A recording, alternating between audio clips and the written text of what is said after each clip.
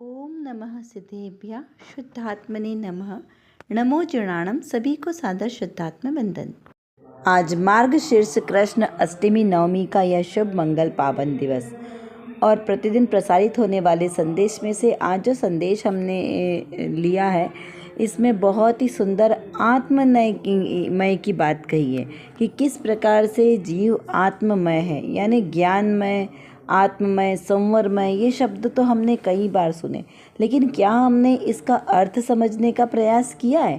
तो चलिए आज के इस संदेश के माध्यम से हम इसका गहराई से अर्थ समझने का प्रयास करते हैं। संदेश में लिखा है कि जीवन आत्ममय ही कर लेना चाहिए।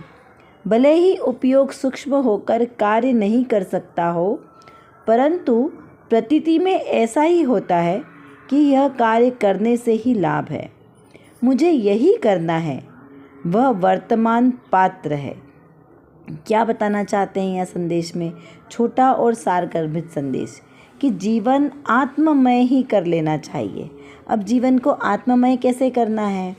आत्ममय यानी आत्मा में ही लीन हो जाना, उसमय, उस रूप ही हो जाना। जैसे हम किसी बच्चे को खेलता हुआ देखते हैं तो वह कैसा हो जाता है? खेलमय हो जाता है कि उसे कुछ पता ही नहीं चलता है कि उसे कोई आवाज़ लगा रहा है या उसे भूख लग रही है या उसे प्यास लग रही है। वो अपने खेल की धुन में ही इतना मस्त हो जाता है कि उसे किसी का कोई परवाह भी नहीं होती है कि वो कहाँ खेल रहा है। तो इसी प्रकार जब जो जीव संसारमय हो जाता है तो उसकी कैसी दशा होती है? जो जीव संसार में हो जाता है उसे यह आभास ही नहीं होता है कि ये संसार उसके रहने लायक नहीं है, क्योंकि मैं कौन हूँ? जीव हूँ। और जीव का रहने का स्थान क्या है? सिद्धालय में होना चाहिए, क्योंकि जीव तो स्वतंत्र शुद्ध स्वभाव वाला है ना। तो ऊर्ध्वगमन स्वभाव वाला है जीव। जीव के जो 8 विशेषण है उसमें एक ऊर्ध्वगमन स्वभाव वाला जीव है ना। तो वो जीव ऊर्ध्वगमन स्वभाव वाला है, शरीर रहित है वो जीव, अनंत गुणों से परिपूर्ण है। लेकिन जो जीव संसार में हो गया उसने जीव अपने आप को कैसा मान लिया? शरीर वाला मान लिया। मैं स्त्री, मैं पुत्र, मैं नारी, में नपुंसक, में मनुष्य, में तिर्यंच, इस प्रकार से पर्याय रूप उसने अपने आप को मान लिया। मैं ज्ञानी, में अज्ञानी, में रागी, में द्वेषी, में क्रोधी, में मानी, इस प्रकार से उसने संसार में विषय कषायों वाला जीव को मान के रखा है। और कैसा? एक शरीर वाला, रूप रस गंध वर्ण वाला मान लिया है कि मेरा फ़ोटो बहुत अच्छा आएगा। तो मेरा फ़ोटो आज तक कोई खींच सका है क्या? नहीं खींच सका है, क्योंकि मैं तो जीव हूँ, अरूपी हूँ। और अरूपी पदार्थ का फ़ोटो कैसे आएगा? क्योंकि वो किसी को दिखाई नहीं देता। लेकिन हमने उसको शरीर रूप वाला माना है, तो इसलिए हमने शरीर में स्वयं को माना, आत्मा को आत्मा में नहीं माना। ये भूल हुई। क्यों भूल हुई? क्योंकि हमने अपने जीवन में आत्मा को नहीं समझा।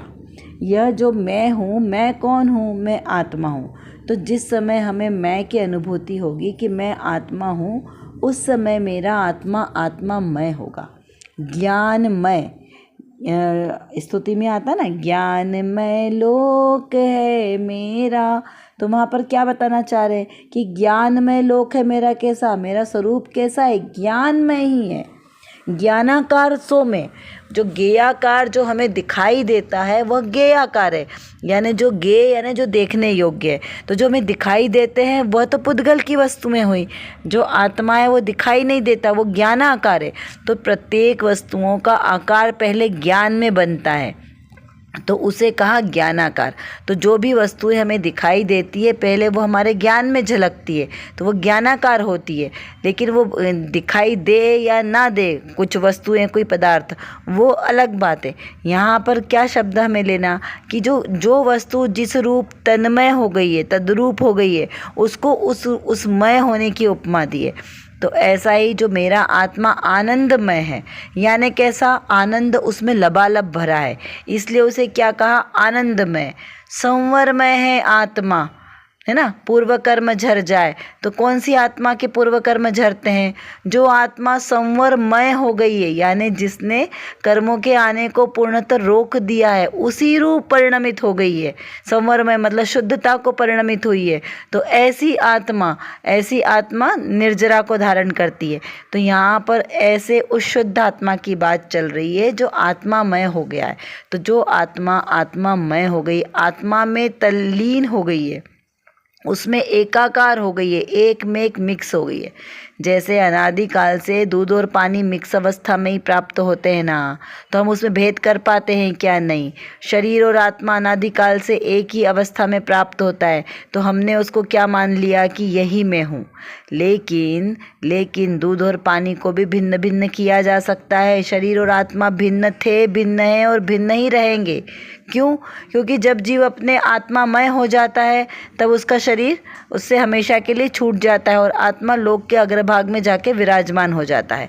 तो इससे हमें प्रमाणित होता है कि आत्मा और शरीर दोनों भिन्न भिन्न हैं। कर्म का अनादि से संयोग है, लेकिन जब आत्मा संवरमय हो जाता है, निर्जरामय हो जाता है, तब आत्मा मोक्षमय प्राप्त होता है और उस समय सभी कर्मों का उससे संबंध छूट जाता है। तो इसी प्रकार ये जो मेरा आत्मा है वह आत्मामय है। भले ही अब उपयोग हमारा सूक्ष्म होकर कार्य नहीं कर सकता, यानी अभी जो जिस भूमिका में हम हैं, वर्तमान में गृहस्थ की भूमिका में पंचम काल है, अभी यहाँ पर इतना सहनन नहीं है, उत्कृष्ट सहनन हमारे पास नहीं है, तो उस रूप जो आचरण हो रहा है, लेकिन फिर भी यहाँ दृष्टि की प्रधानता से आत्मा आत्मामय हो सकता है। कैसे? मैं जीव हूँ, इसे हमें अनुभव करने के लिए, श्रद्धान करने के लिए किसी हमें द्रव्य क्षेत्र काल भाव की कोई बंधन नहीं है, किसी काल का भेद नहीं है। किसी भी काल में, किसी भी पर्याय में मैं जीव हूँ ऐसा श्रद्धान किया जा सकता है। चारों गति में सम्यक दर्शन हो सकता है। तो उस अपेक्षा से यहाँ पर ऐसा कोई बंधन नहीं है। तो हम अपने आत्म स्वभाव को, जैसा स्वभाव है वैसा ही उसे हम अच्छी तरीके से श्रद्धान कर सकते हैं, ज्ञान कर सकते हैं, और उस रूप आचरण करने से जो हमारा रत्नंत्र है वो प्रकट होगा। इस प्रकार इसका आशय यहाँ पर समझना है। यहाँ पर श्रोता ने प्रश्न किया है कि यदि पर पदार्थ को ज्ञानी अपना नहीं मानते हैं तो मेरी पुस्तक, मेरी वस्तु ऐसा क्यों बोलते हैं? यह तो कपट है, मायाचारी है। इस प्रकार से यहाँ पर श्रोता ने बहुत ही सुंदर प्रश्न किया। उसका समाधान करते हुए कहा कि भाई, भाषा में ऐसा ही बोला जाता है, तथापि अंतर में पर को अपना नहीं मानते हैं। यह कपट नहीं है। बोलने की क्रिया ही आत्मा की नहीं है, वह तो जड़ की क्रिया है। उस समय ज्ञानी का अभिप्राय क्या है वह समझना चाहिए। देखो, ज्ञानी का परिणाम, अभिप्राय जो होगा उसका उसे फल लगता है, क्रिया और परिणाम का नहीं। क्रिया का फल तो 0 है और परिणाम का फल 100% और अभिप्राय का अनंत गुना। तो यहाँ पर जीव का अभिप्राय क्या है कि व्यवस्था को समझना ना, क्योंकि व्यवहार की भाषा में व्यवहार से बोला जाएगा कि भाई ये मेरे माता है, ये मेरे पिता है, ये मेरा घर है, लेकिन अंतर में यह होना चाहिए कि मैं जीव द्रव्य हूँ, ये पर पदार्थ है, ये सब संयोग के कारण मेरे हैं, लेकिन इनसे मेरा मात्र यहाँ पर जो वर्तमान स्थिति है उसमें संयोग रूप से संयोग संबंध है, सिर्फ संयोग संबंध है, इससे अधिक कुछ नहीं। तो जब हमारी दृष्टि ऐसी होगी तो वहाँ से भेद ज्ञान की धारा निरंतर चलेगी, और ये भेद ज्ञान की धारा निरंतर चलनी चाहिए, तो हमारा आगे का भाव सार्थक होगा। देखिए, यहाँ पर जो कार्तिकेय स्वामी जी के द्वारा जो लिखित है कार्तिकेय अनुप्रेक्षा जी ग्रंथ, उसमें असरण भावना का भी बहुत सुंदर वर्णन है। ये पूरी ही 12 भावना का बहुत ही सुंदर ग्रंथ है। उसमें से ये जो संदेश हमें प्रसारित हुआ है वो असरण भावना का संदेश। तो इसमें चलिए पहले पढ़ते हैं। इसमें लिखा है कि यदि मरते हुए मनुष्य को कोई देव, मंत्र, तंत्र, क्षेत्रपाल और रक्षा करने में समर्थ हो तो मनुष्य अक्षय हो जाए। कोई भी मरे नहीं, किंतु एक साथ देखने को मिलता नहीं। यहाँ पर क्या बताया कि सारा ही संसार अशरण है। और हमने क्या किया है, इस संसार को ही शरणभूत माना है। इसीलिए तो हमें अभी आज तक आत्मा मैं है वो समझ में नहीं आया। मैं आत्मा हूँ ये भी हमें आज तक समझ नहीं आया। हमने अपने आप को इस शरीर से ही अपनी पहचान की है। जब हम मिरर में अपना चेहरा देखते हैं तो क्या देखते हैं कि ये मेरा चेहरा है। तो ये मेरा चेहरा है क्या? ये तो शरीर का चेहरा है जो शरीर मुझे प्राप्त हुआ है। मैं तो आत्मा हूँ, ऐसा भेद ज्ञान हमें कभी होता है क्या? नहीं होता है। यही हमारी भूल है। यहाँ आचार्य देव अशरण भावना के स्वरूप को बताते हुए यही बता रहे हैं कि संसार में जितनी भी वस्तुएं हैं, जो भी हमें शरणभूत लगती है, वे सारी अशरण है। क्यों? क्योंकि सभी नाशवान है। कोई भी हमारे को जब मरते हुए कहते हैं ना कि मरते न बचावे कोई, मरते हुए जीव को कोई भी बचाने में समर्थ नहीं है। चाहे कोई डॉक्टर हो, वेद हो, मंत्र तंत्र करे, कुछ भी करे, मरते हुए जीव को कोई बचाने में समर्थ नहीं है। क्यों नहीं समर्थ है? क्योंकि प्रत्येक जीव अपना आयु कर्म स्वयं अपने ही कर्मों के अनुसार बांध कर आता है। पूर्व में ही उसका निर्धारण हो जाता है कि उसे कौन सी गति में कौन सी आयु मिलने वाली है और कितने समय के लिए मिलने वाली है। और उस स्थिति को एक पल भी आगे या पीछे नहीं किया जा सकता, क्योंकि सब पूर्व से नियोजित है ना, पूर्व से व्यवस्था, सब व्यवस्थित व्यवस्था है। तो यहाँ पर कोई किसी की मदद नहीं कर सकता। ये हमारी मिथ्या मान्यता है कि रोग आ गया है, अरे कैंसर हो गया है, तब क्या करें, दवाई नहीं लेंगे जब तक हमारा रोग ठीक नहीं होगा, डॉक्टर को दिखाना पड़ेगा, कीमो करवानी पड़ेगी। जमाने भर के हमें सटकर्म करने हैं। क्यों? क्योंकि हमें ऐसा लगता है कि इसकी शरण में जाने से हमारा अच्छा हो जाएगा। यदि किसी को पैसे की ज़रूरत है तो वो क्या करेगा, धनिक व्यक्ति के पास जाएगा कि उससे हमें मिल जाएगी, सहायता मिलेगी। मंत्र तंत्र, कोई हमें अपनी इच्छित वस्तु की प्राप्ति करनी होती तो क्या करते हैं लोग, महावीर जी जाएंगे, वहाँ पर उल्टा स्वस्तिक बनाएंगे। और भी ऐसे आप सब देख लेना कहाँ कहाँ जाकर अपना मत्था टेकते हैं। तो ये सारी चीज़ें मिथ्यात्व की कैटेगरी में आती है। क्यों? क्योंकि ये स्वभाव के विपरीत क्रिया है ना। तो जो क्रिया विपरीतानिवेश ज्ञान वाली है, जो विपरीत ज्ञान वाली है, वो सब मिथ्यात्व की कैटेगरी में जाएगी। और वो भी कौन सा? ग्रहित मिथ्यात्व। अग्रहित मिथ्यात्व में तो आएगा कि जो अनादि से हमने शरीर को अपना माना है, ये हमारी मिथ्या मान्यता है। लेकिन ये जो नया नया हम ग्रहण करते हैं ना, ये सब ग्रहित मिथ्यात्व में आता है। तो इस प्रकार से पर द्रव्यों को शरणभूत मानना ये मिथ्या मान्यता है। और तो फिर शरणभूत है कौन?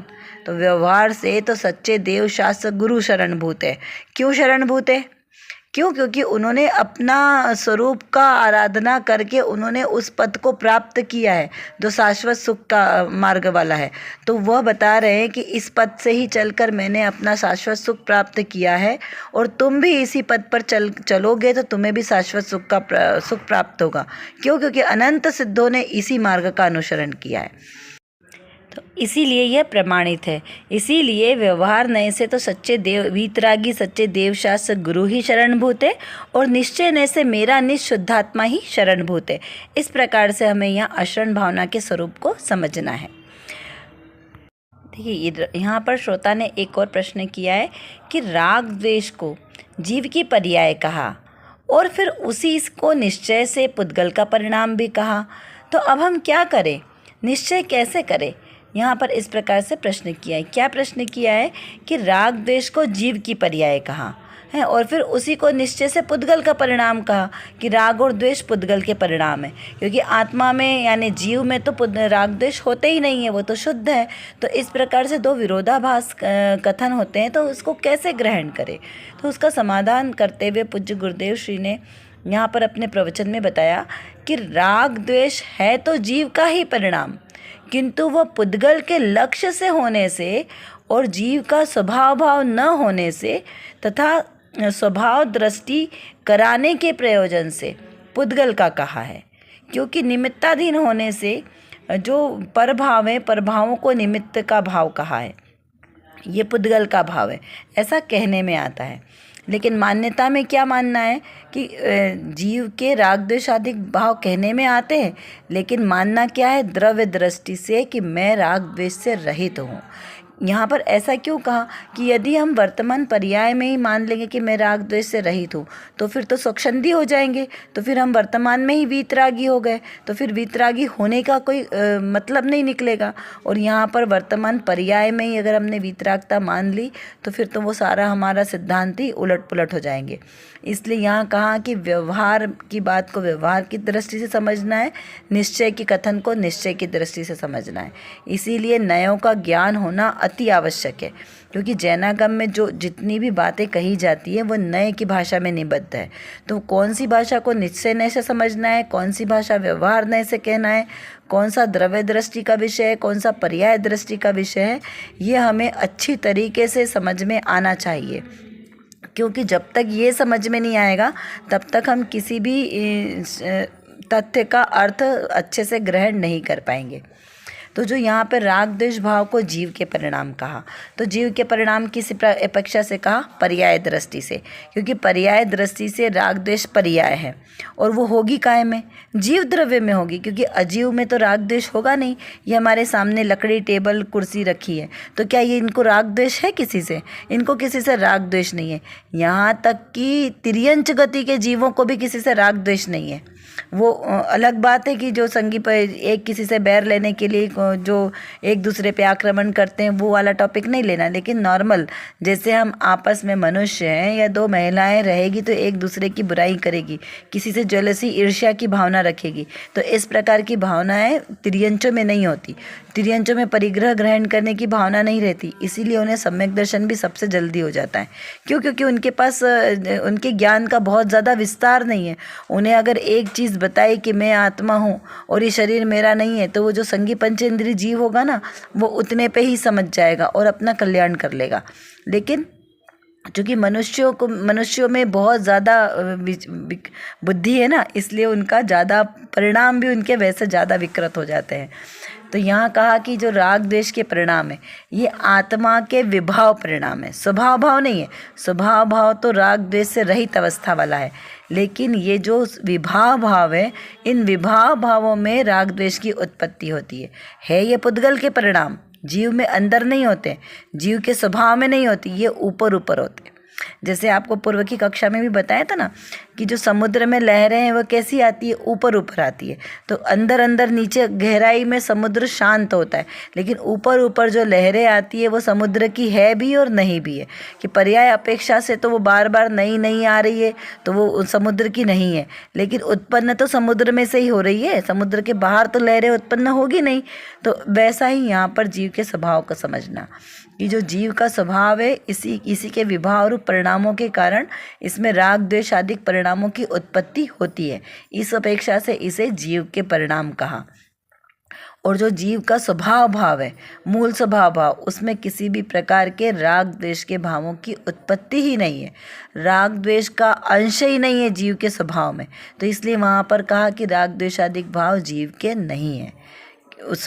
क्योंकि राग द्वेष भाव पुद्गल के हैं, वो जीव में नहीं होते। क्यों? क्योंकि जीव का स्वभाव कैसा है? शुद्ध चेतना में, कर्म से रहित, राग द्वेष से रहित, वीतराग स्वभाव वाला है। इस प्रकार से यहाँ दो दृष्टि का विषय है, द्रव्य दृष्टि और पर्याय दृष्टि। तो इसको इस तरीके से समझना है। यहाँ पर लिखा कि जो पुद्गल के कहने में क्यों आए? क्योंकि वो लक्ष्य किसका है?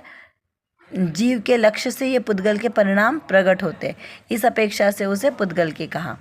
और जीव का स्वभाव भाव नहीं होने के कारण उसे जीव के नहीं कहा है। अब स्वभाव दृष्टि कहने का प्रयोजन क्या है? क्योंकि स्वभाव दृष्टि से जब हम किसी वस्तु को देखेंगे तो वो हमें शुद्ध दिखाई देगी और एक दिखाई देगी। क्योंकि मेरा स्वभाव कैसा है? अहमिको खलो शुद्धो, मैं एक हूँ, शुद्ध हूँ। तो एक और शुद्ध, ये अभेद दृष्टि, ये द्रव्य दृष्टि का विषय है, या कहें कि स्वभाव दृष्टि का विषय। लेकिन निमित्तों के कारण यहाँ पर ऐसा कथन कहने में आता है। तो इन दो विवक्षाओं को हमें भिन्न भिन्न अच्छी तरीके से समझना है।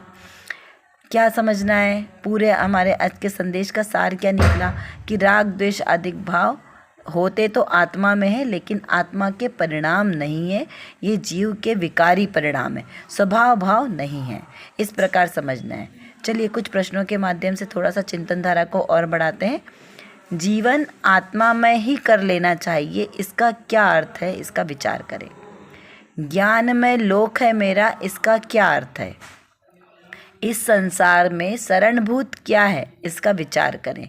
और मैंने किस किस को शरणभूत माना, क्या वो सच्ची शरण है, ऐसा हमें विचार करना है।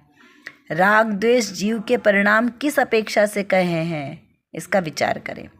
स्व और पर का भेद ज्ञान कैसे करना है, इसका हमें चिंतन कीजिए। देखो, भेद ज्ञान हमें प्रति समय करना है, क्योंकि जब तक भेद ज्ञान की धारा नहीं होगी, प्रज्ञा छैनी प्रति समय चलेगी, तभी जीव और पुद्गल दोनों भिन्न भिन्न हमें अनुभव में आएंगे। और जब तक आत्मानुभूति नहीं होगी, तब तक ये भाव की सार्थकता नहीं होने वाली। तो स्वद्रव्य और परद्रव्य किसे कहा? स्वद्रव्य यानी जो मैं निशुद्धात्मा, शुद्धात्मा के लक्ष्य से जो हमें अनुभव में आ रहा है, वह स्वद्रव्य। और जो मेरा निशुद्धात्मा नहीं है, उसके विपरीत जो भी सब कुछ है, वो सब क्या है? परद्रव्य। मेरे आत्मा के अलावा सब कुछ परद्रव्य है। इसका ऐसा हमें शांत मन से विचार और चिंतन करना है। कर विचार तो पाम, हम जितना विचार करेंगे उतना ही हमारा विषय क्लियर होगा, क्योंकि हमारे पास समय की कमी है और जानना बहुत ज़्यादा है। और किसको जानना है? अपने ही ज्ञायक स्वभाव को जानना है। तो जब तक हम अपने इस ज्ञायक स्वभाव को नहीं जानेंगे, तब तक हमारा कोई भी कार्य सिद्ध नहीं हो सकता।